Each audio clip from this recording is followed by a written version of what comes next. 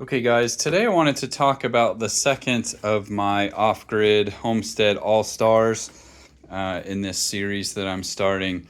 These are products, if you haven't watched the original video, these are products that kind of surprised me at how amazing they were for off-grid living, how safe, how much value you get, how useful, the performance, all of that wrapped into one. This is a diesel heater that I used last winter. I will put the link in the video description to that video.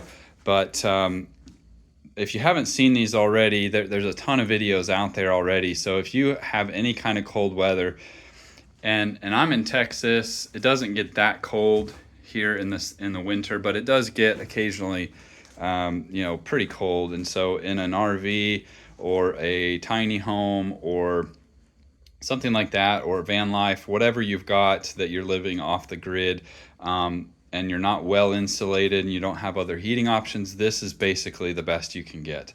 So this thing surprised me. I watched a whole bunch of videos on this, and yeah, everybody sings its praises, but I was a little concerned about, the cost of the fuel, fumes, performance, all that kind of stuff. Let me set the record straight. You can watch my review video on this, but this thing puts out an enormous amount of heat, especially for an RV or travel trailer or something like that. This is going to heat up your entire space, basically. And this one isn't even, I can't remember the size of this. You can watch the video to review. I just broke this out for this season. Let me see if I can see it. 8 kilowatts. So that may not sound like a lot if you kind of compare that in your mind to like an 8,000 BTU air conditioner. That's terrible. But for a heater, this is incredible. It put out a lot more heat than I thought it would, and it used a lot less fuel than I thought it would. I converted this gas can to using only diesel, and what I would do is I would, because I was refueling inside of my RV, I wanted something that wasn't going to drip and spill and all that kind of stuff. So I got this thing instead of using like a big 5-gallon fuel can that I already had. And that worked out really well. And I was able to get probably at least 2 days on one of this. This is a 1 gallon. I was able to get 2 days under most conditions of running this thing. So definitely watch that video to get more info. But basically, you just connect this to a 12-volt power source. I connected mine to a MillerTech battery, and I think I only recharged that battery 3 times the whole winter.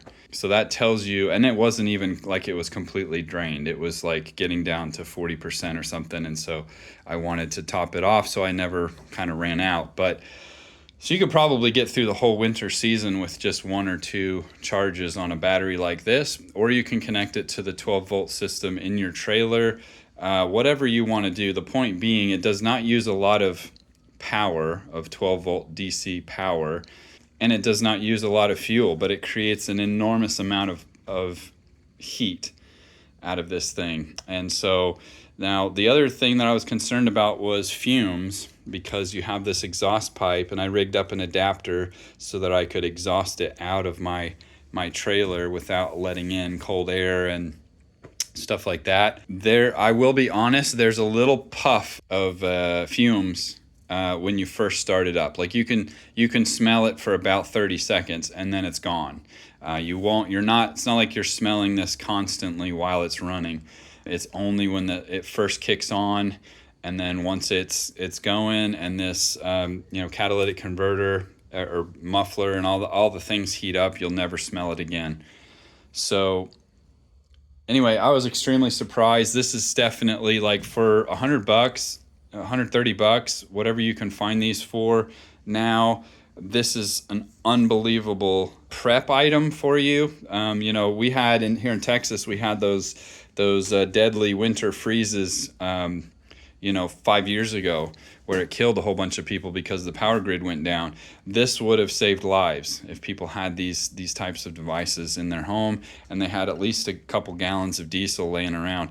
And remember, diesel lasts a lot longer than gasoline does. So, you can store diesel for years, whereas gas goes bad much quicker. So this is a great prep that you can just kind of have, on a shelf somewhere, and waiting for that emergency use. Otherwise, in an off-grid situation where you need it every day, this is amazing. I was more than pleased with this, for the performance, for the price, for the energy consumption. Everything about this is amazing. The only thing, like I said, that's a little bit challenging, that maybe some people won't like, is that first little puff of exhaust that you can smell.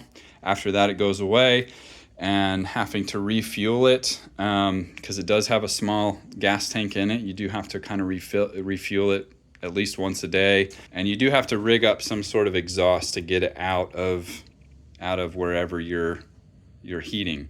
And so for some people that may be a little bit challenging to figure out. What I did was I basically removed the locking mechanism off of one of the pass-through bulkhead doors on my RV, and then I rigged up this adapter to replace the locking mechanism and to exit the exhaust, and it worked out perfectly.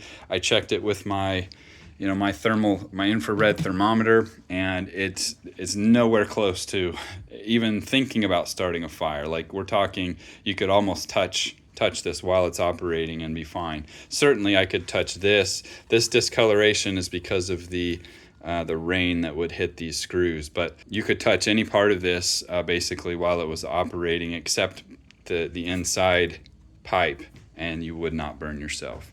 So anyway, I don't want to talk forever on this, but this is one of my all-stars. This thing surprised the heck out of me. I knew it was going to be, pretty good, but this thing destroys any electric portable space heater. Like, puts out 5 times more heat. I promise you, this thing is way better than trying to figure out a way to run a portable space heater in your RV all winter. So anyway, thanks for watching, guys, and I'll keep putting these out if you keep watching them.